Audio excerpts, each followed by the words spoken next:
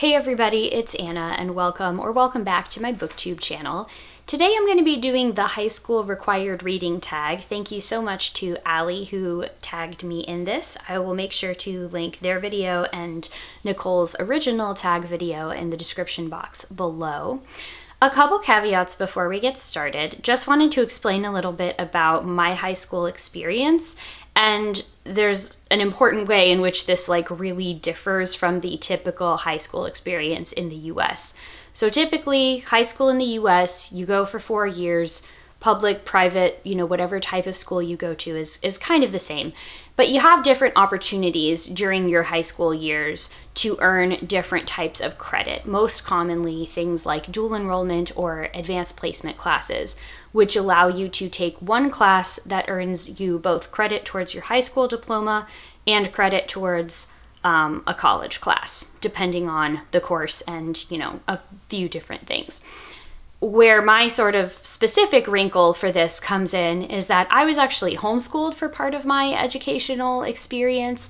Both of my parents are teachers, and part of my high school education was taking these full-time dual enrollment classes. So those were basically classes that I took at a local community college with people that were enrolled in the college, and I got to earn both credit towards my eventual bachelor's degree and credit towards my high school diploma with those classes. So with that being said, the sort of standard 4-year high school education thing is not what I experienced, and I just wanted to kind of explain that a little bit before we get started, just in case people have questions. Okay, so I have the questions here on my phone. Let's go ahead and begin with high school crush. Name a book you were assigned in high school and loved at the time. Have you reread it and did it hold up? The first thing that I thought of actually when I read this question was Shakespeare's Hamlet. High school was when I really started to read and study Shakespeare. Like I said, my mom is an English teacher, so I was always kind of aware of it, and I was aware of a few of the plots of the more famous plays, but I had never actually read and studied Shakespeare plays. I have reread it. I think it held up. I think that honestly my almost morbid intense fascination with it was more to do with the fact that I was a teenager encountering moody teenager protagonists for the first time, and that really resonated. But I also think that so much of that play is just masterful and really does hold up. And I actually got to perform in a student Shakespeare in the Park production of it when I was an undergrad, and I've performed in various scenes in dramatic showcases and things from Hamlet over the years. So safe to say, Hamlet holds up.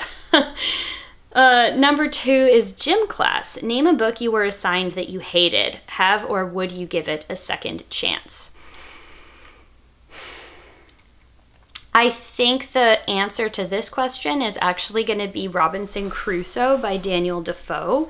This was a book that I read for some literature class. I don't remember if it was my intro to lit class or if it was a British literature class or what it was exactly, but I just cannot get over a lot of the white supremacy in that novel. It makes it incredibly grating to read, and I know that people study it based off of this as well, and I understand it's a really important book in the canon, but I just don't like it. And unfortunately, as somebody that studied the sort of 18th century and rise of the novel in undergrad and graduate school, I have been assigned to read it multiple times for multiple different classes. I didn't like it any better on those rereads. I just got a little bit more articulate in talking about why I didn't like it. Number 3 is locker combo. Is there a book you remember having to read but can't actually remember? Well, if I can't actually remember it, then I don't remember that I had to read it, I guess, which is slightly different from what the question asked.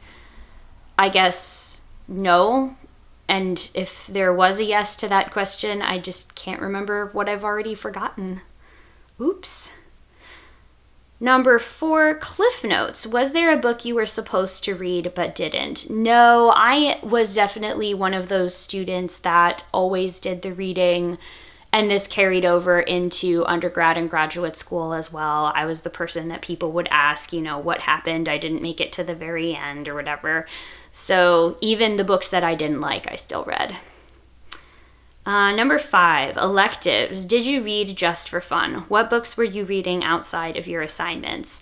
I did read just for fun. It's always been a really big hobby of mine. Definitely, I spent a lot more time on assigned reading when I was in high school, just because I was trying really hard to keep up with these more challenging texts. But I read a lot of mysteries when I was in high school, and I had a list of... It was something like the College Board's 100 classics you need to read before you die or something like that. The College Board is a company that puts out one of the standardized tests that high schoolers in America have to take for admissions to universities. And so that was a completely optional reading list, but I had this idea that, I needed to be well-rounded beyond just what my classes were assigning me. And so I went through a lot of that list. I don't think I actually completed it. 2 standouts that I remember from that list specifically were 1984 by George Orwell, which was the first time I read a classic and went, this is actually really amazing and compelling the way that it's written. And Fahrenheit 451 by Ray Bradbury, which is another favorite, and he kind of went on to become an author that I love for his other works too. Number 6, Rebound. What book would you replace from the typical assigned reading list? This is tough because I remember in my intro to literature class, we had some books that were assigned, but we also had a lot of leeway to choose from more contemporary authors and from a more diverse list than just the, stereotypical old dead white guys that make up a lot of the Western canon, so-called. I don't know that I would necessarily replace something.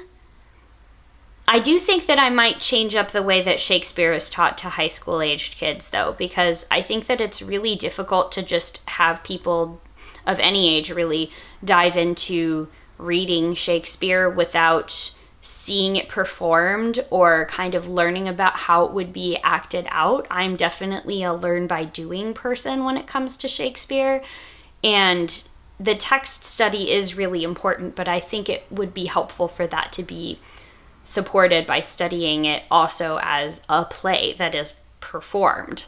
But that's just my opinion. If I ever wound up in charge of teaching a Shakespeare class, I guess I would get to see how that goes in real life. Okay, number 7, Teacher's Pet. What book got you excited about reading for class? What book got me excited about reading for class? I think this was maybe less a specific book rather than a few off of this list, but I had a really great history teacher that gave us a couple different essay projects that we had to write over the course of a semester.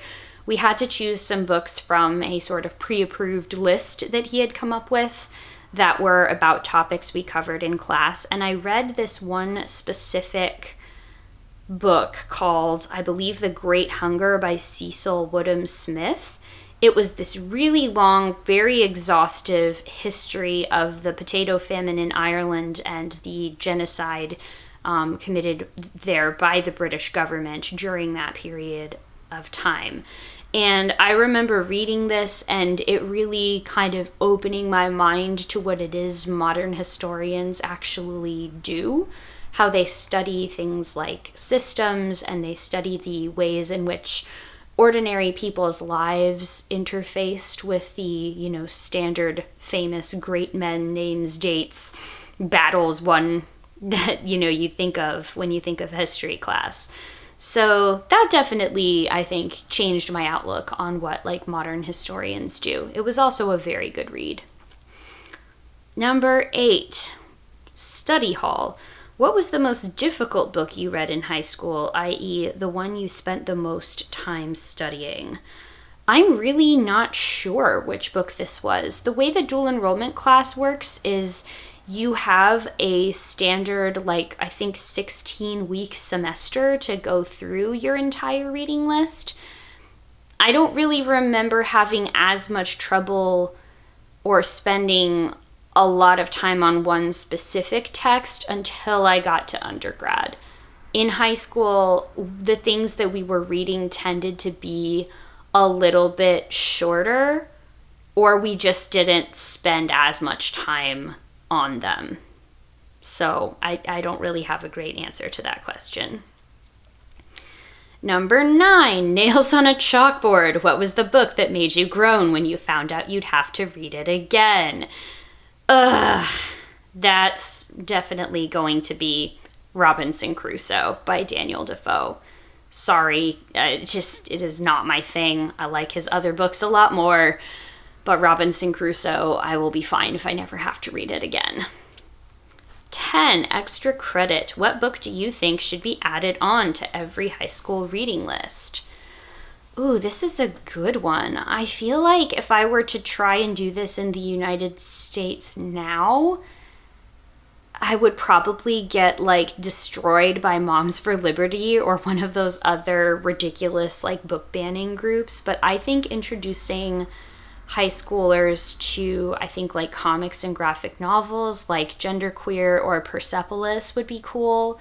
I also don't know if James Baldwin is ever assigned in high school, but he's an author that, like, I think you could teach in high school pretty successfully. I would just love to see, generally speaking, like, more queer literature taught at the high school level and taught with, like, some of those themes present in the discussion. Hopefully that will happen at some point during my lifetime. But yeah, I think if I tried to do that now, people would, like, a certain segment of the population would not like that very much. And then the last question is BFFs. Tag some people you'd like to hear answers from. So I will tag you down below in the description. And if your name is not there, but you would like to do this video, please feel free to, and let me know when you do. Yeah, as always, thank you all so much for watching, and I'll see you in the next one. Bye.